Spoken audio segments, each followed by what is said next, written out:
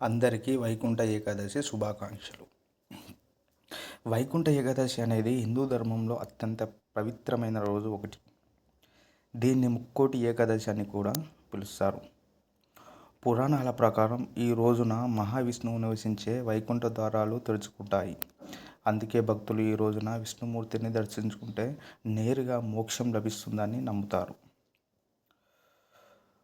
ముక్కోటి దేవతలు అంటే 3 కోట్ల మంది దేవతలు ఈ రోజున శ్రీ మహావిష్ణువును దర్శించుకోవడానికి వైకుంఠానికి వస్తారని నమ్మకం. అందుకే దీని ఆ పేరు వచ్చింది.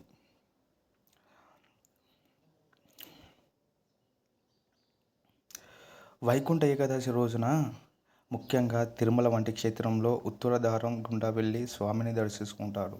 దీన్ని వైకుంఠ ద్వారం అని కూడా అంటారు. వైకుంఠ ఏకాదశి పురాణాల ప్రకారం మురాసురుడు అనే ఒక భయంకరమైన రాక్షసుడు ఉండేవాడు. వాడు తన అజేయమైన శక్తులతో దేవతలను, మునులను వేధించడమే కాకుండా స్వర్గలోకాన్ని కూడా ఆక్రమించుకున్నాడు. భయపడిపోయిన దేవతలందరూ వెళ్ళి శ్రీ మహావిష్ణువును వేడుకుంటాడు. మహావిష్ణువు మురాసురుడు యుద్ధం మొదలవుతుంది.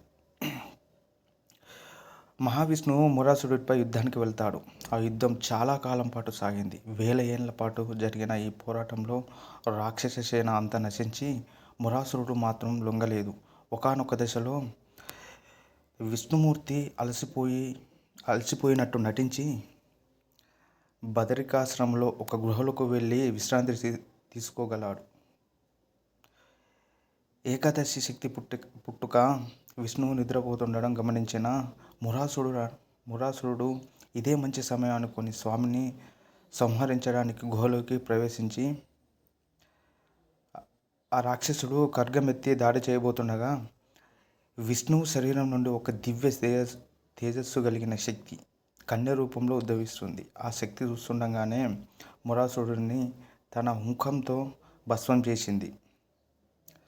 స్వామి అనుగ్రహం నిద్ర మేల్కొన్న మహావిష్ణువు ఈ కన్యను చూసి మురిసిపోయాడు. నువ్వు ఎవరు అని అడిగాడు. స్వామి, నేను మీలోని శక్తిని మీ రక్షణ కోసం ఉద్భవించాను అని ఆమె సమాధానమిచ్చింది.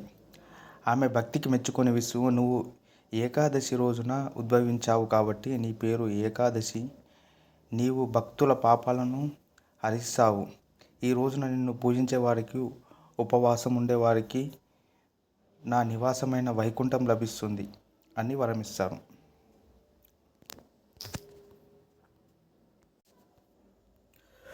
ఉత్తర ద్వార దర్శనం వెనక అంతరార్థం ఏంటిదంటే, గుడిలో మనం ఉత్తర ద్వారం నుండి ఎందుకు వెళ్తామంటే ఉత్తర దిక్కున జ్ఞాన దిక్కుగా భావిస్తారు.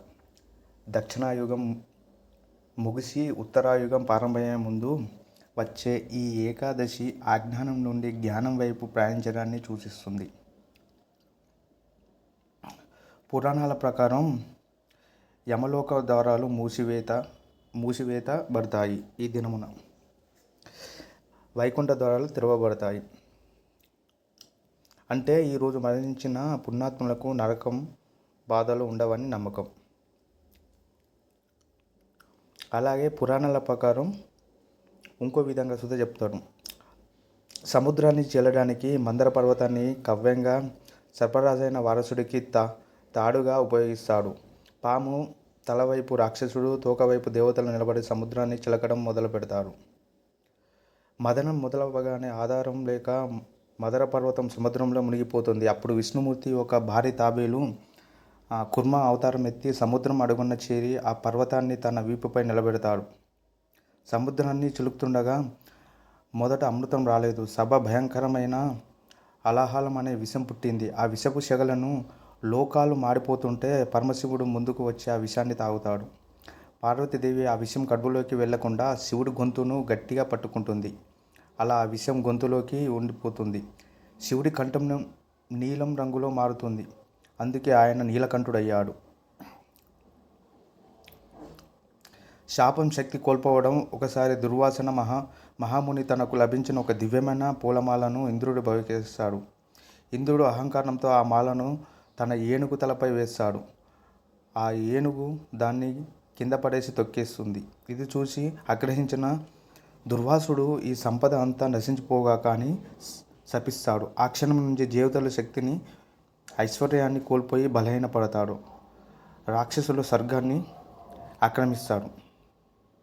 రాక్షసులతో ఒప్పందం తోచని దేవతలు విష్ణుమూర్తిని ఆశ్రయిస్తారు. స్వామి ఒక ఉపాయం చెప్తాడు. సముద్రాన్ని చీలికి అమృతాన్ని పొందండి. అది తాగితే మీకు చావు ఉండదు. కానీ ఇది మీరు ఒక్కరే చేయలేరు. రాక్షసులు సాయం తీసుకోండి. వారికి అమృతం ఇస్తామని ఆశ చూపండి. కానీ చివరకు అది మీకే దక్కేలా నేను చూస్తాను అని మహావిష్ణువు చెప్తాడు. ఇది పురాణాల ప్రకారం ఇంకో కథ. అలర చంచలమైన ఆత్మనందుండ నీ అలవాటు చేసే నీ ఉయ్యాల